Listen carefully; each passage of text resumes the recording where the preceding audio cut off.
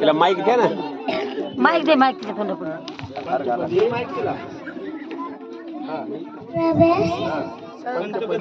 पंचपदी जिल्हा शाळा मी दररोज शाळेत जाणार.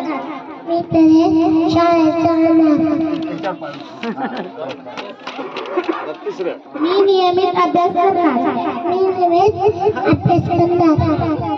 मी माझा सर्वांगीण विकास करणार.